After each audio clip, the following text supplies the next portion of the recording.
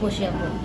Dahil daw sa paninili pero hindi naman daw niya ginawa kasi kasama naman yung pinsan niya, nakalaro niya sa cellphone at saka kababago lang niya yung pag nagkakatapos lang niya paglalaba.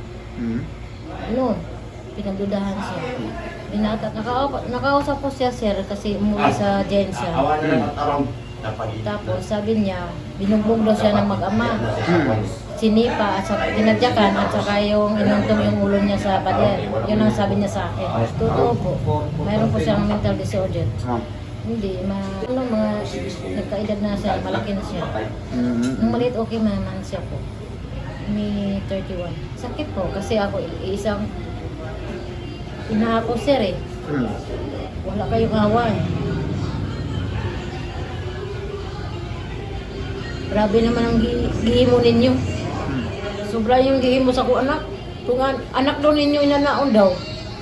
Nanay sakit siya sa sa isip. Tapos yung gihimo sa ko anak, kanawa karon nasa kabaong. Grabe ka mo. Duha pa jud mo nagkulata sa ko anak.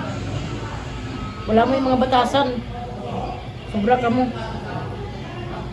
Sakit. Masakit siya.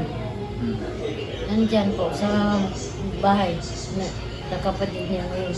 Kasi iniiwasan ko para hindi malaman ng papa niya namatay yung anak niya. Kanina lang sinabi. Umiyak lang. Sampa ng kaso po. Kasi justisya ang kailangan ko sa anak ko na namatay siya po.